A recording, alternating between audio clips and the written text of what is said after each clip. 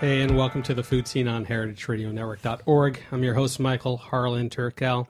Across the table from Sean Brock. You're so far away. But I feel so much closer to you after reading this book. Amazing. Heritage. I mean, the heart, soul, the sweat that has gone into this book is tremendous. Yeah, it took many years. And I think when you flip through the pages, you'll see that. This wasn't something that we kind of threw together for the fun of it. This was really an opportunity to try and do something with some significance and kind of, show a part of my life that I've been very lucky to have. I mean, you don't have to open it up to see that. Just straight on the cover, your hands holding those gorgeous heirloom beans. It's so much more than just a visual thing. It's a visceral thing. Seeing the tattoos climb your arms, that kind of, very sturdy, hard, slatey rock background. I mean, that says it all, almost as much as Coal Miner's Daughter.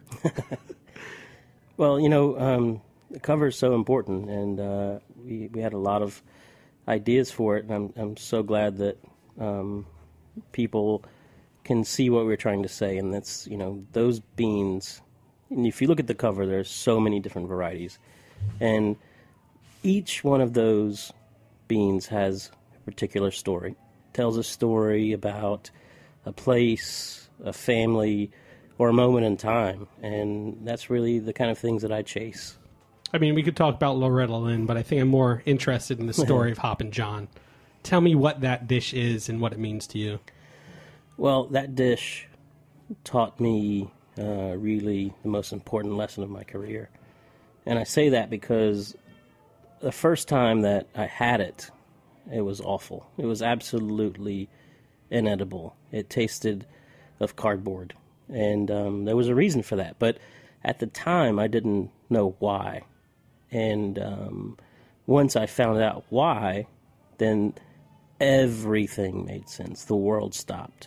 And the reason that dish didn't taste good is this was the 90s, and nobody was growing Carolina gold rice. Nobody was growing African cowpeas.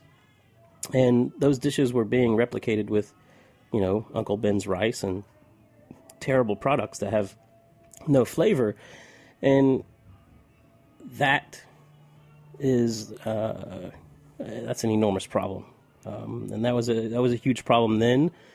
And I think that a lot of people may have had that same experience with Southern food over the last 50 years. I mean, a lot of things have changed within the last 10, 12, 14 years, of course, but if you can't have the proper plants that have a very particular flavor, you can't have a cuisine.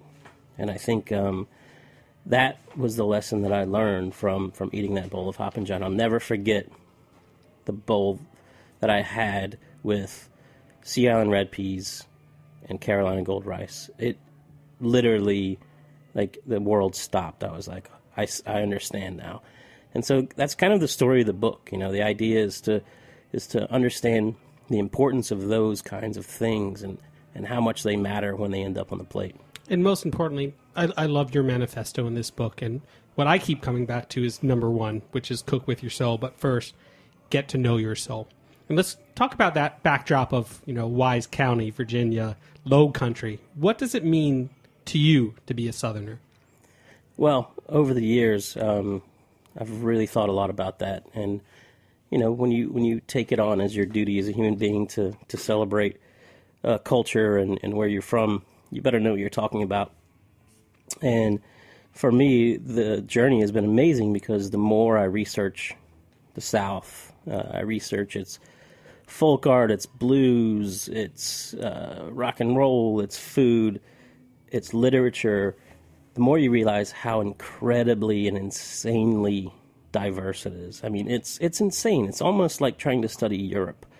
You see these little pockets, these little micro regions that they have their own story, they have their own voice, they have their own food, they have their own accent, they have their own art, they have their own music, and to me that is extremely fascinating, and I'll spend the rest of my life studying that and trying to understand it. So once you realize how amazing that is and how cool that is, then you realize how special the place that you come from is.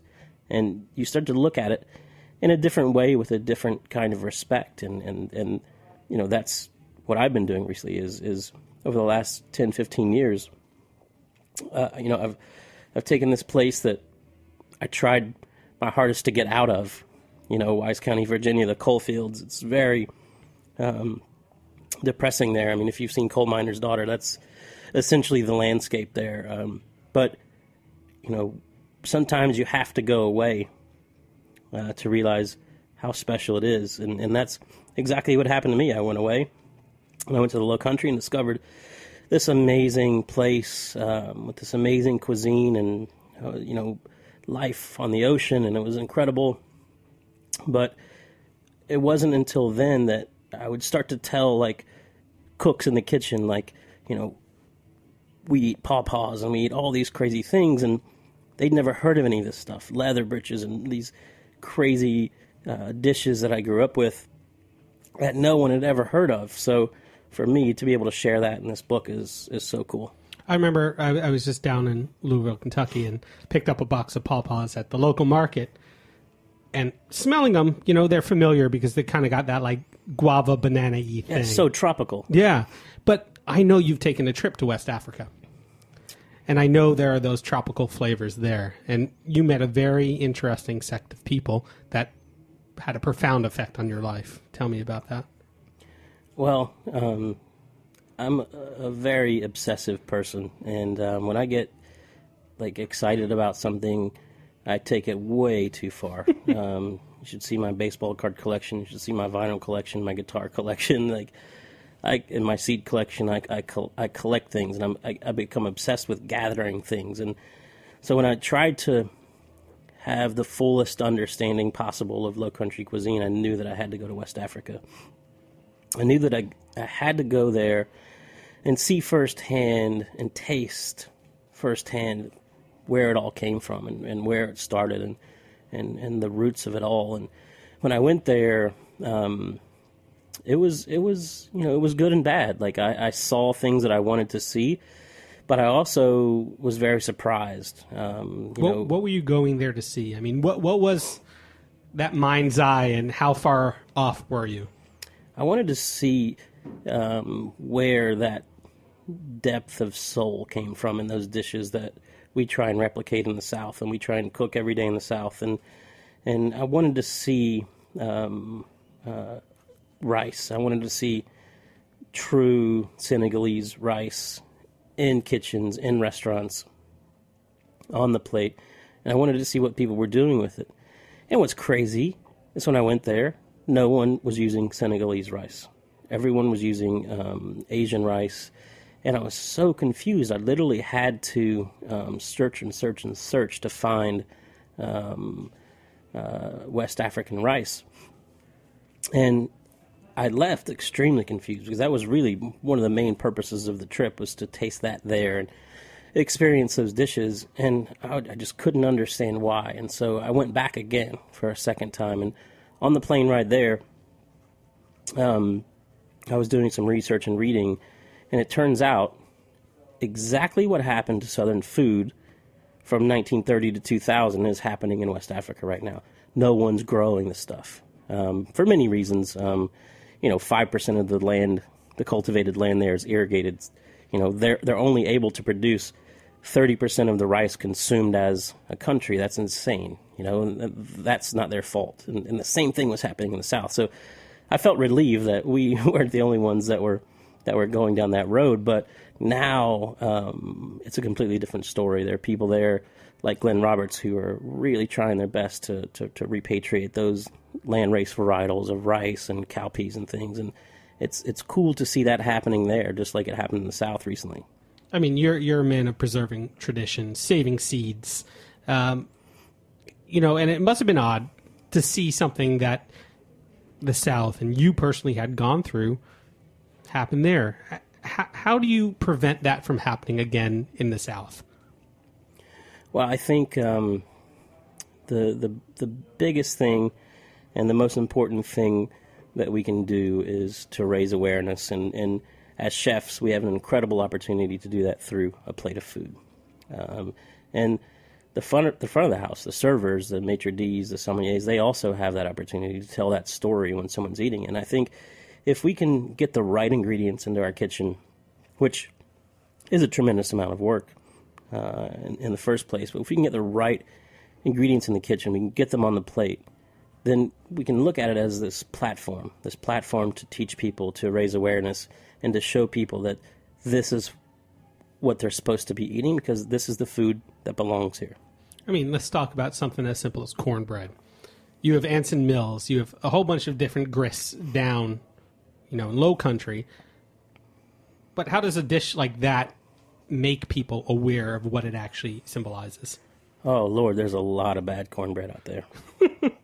I mean, there's a lot of bad cornbread out there. And for some reason, everybody dumps a load of sugar in there, and they use flavorless cornmeal, and just like Hoppin' John, it gets a bad rap. Like, nobody respects cornbread. But if you make cornbread with incredible buttermilk, with incredible cornmeal, with incredible eggs, and you cook it with care in a black skillet in a raging hot oven with a little bit of bacon fat, when that hits the table and people sink their teeth into that, their eyes just brighten up. And like that's the power of food, and that's what's so important about the journey that we're taking in the South right now, is we're reintroducing people to things that they've had, so that we can have them taste it again for the first time. It's funny. There's that saying about there's not really any bad pizza. That it's almost impossible to have bad pizza, and I sometimes feel that way about fried chicken. That I've had a good amount of fried chicken. I've had exemplary stuff, but it always feels like this dish that people are satisfied with no matter what. What makes yours so special, both technique and tradition? People say, what's the phrase that cracks me up every time? It's like, there's no such thing as bad pizza. It's kind of like sex, like pizza, sex, as long as you're having it, it's pretty awesome. Yeah. But I happen to disagree. About which part of it? The pizza? All of it, because I don't know. I mean, that's just a lame excuse. The thing is there's a particular type of person that wants the best and thrives on that, and runs toward that finish line, and you seek that out, and becomes part of who you are as a person, and you'll taste that on the plate, and it goes for pizza, it goes for sex, it goes for cornbread, all the above. All you have to do is try. So we're going to take a quick break, and of course, we're not going to forget to talk about barbecue, smoke, pits, and Pappy Van Winkle. You've been listening to The Food Scene on heritageradionetwork.org. We'll be right back. To talk about barbecue, to talk about smoke, to talk about work in the pit, you have to talk about the meat. And, we were just joking about fried chicken, but there's also bad barbecue. Oh my God, there's way more bad barbecue than there is good barbecue. And it didn't used to be that way. And I think there are many reasons for that.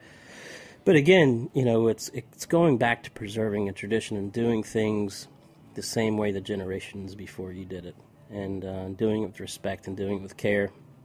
And barbecue is a perfect example of that. If you start thinking about the best barbecue you've ever had, most of the time it's cooked by someone who was taught from multiple generations, someone who does it every day for a living, and that's a dying art, and it's kind of sad. I mean, but let's talk about the meat too, because heritage breeds, us here at Heritage Radio, Heritage Foods USA, care so much about that. Yeah. And it only seems right that you're here to preach the same gospel that we do. And from lamb to Ossabaw hogs, guinea hogs, the piney wood cattle that you use, I mean, that quality and supporting those farmers are intrinsic in making good barbecue. Or making better barbecue. Yeah, and it's multidimensional. It's obviously the breed, just like a seed varietal. Certain breeds and certain plant varietals just simply taste better. It's just the way God made it. But also, it's how and who raises that product. If it's not raised properly, then it doesn't matter. Glenn Roberts told me something once. He said, you can take this Indiana Jones journey and find the rarest seed that the South has ever seen, but if you grow it in shit dirt, then it's not going to taste like anything. It's going to be pointless. And the same thing is happens with animals. If you don't raise them properly and make sure that they're happy and they're fed properly and they have sunlight and like they get to live their lives as they're supposed to, it's not going to be good. And again, that's the way things used to be, and today we're getting back to that, and that just brings me an incredible amount of joy. So you are deeply rooted in Southern traditions as far as going out for, certain meals, certain foods at certain times of the year. But at your restaurant, you serve elements of all these things on a plate. Maybe it's not the most, it's not the traditional version that you'd see on a plate, but it takes tradition and gives it a twist. So let's talk about barbecue. What kind of barbecue traditions have you brought to restaurants like McCrady's, Husk, even Monero? Well, I think what's cool about it is if you get down to the core, like the bare elements and essentials, you'll understand what makes barbecue special. And it's this emotion that comes along with the smell of smoke and just that whole idea of something taking forever and something that has to be done by an expert. And I think that's really kind of a Southern way of looking at life. So for us, everything we do, we want it to have those elements. We want it to create that same emotion. The idea of bringing back memories to create nostalgia. Like that's cooking, that's food, that's dining, that's everything to me.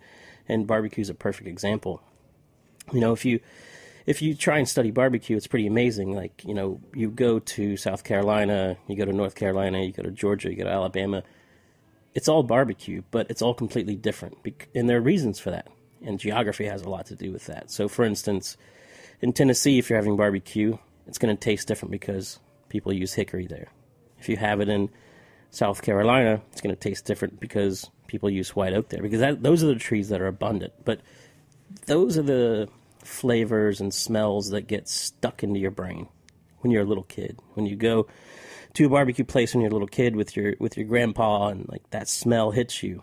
And what's neat about it is white oak doesn't smell like hickory, and hickory doesn't smell like mesquite. And like so, it's a really deeply personal thing. And I think if you can look at that and understand it and use that as a way to just approach food in general, then you can create special stuff. So I'm a big seafood advocate, aquaculture, and using lesser known fish to be able to help propagate fish that we've either overfished or just make the water and ecology better. And you said using what's around you, and what I found amazing are the fish that you talk about in there: wreckfish, triggerfish, amberjack, sheep's head, shrimp, and even sea urchin, which I didn't even know Charleston, South Carolina had.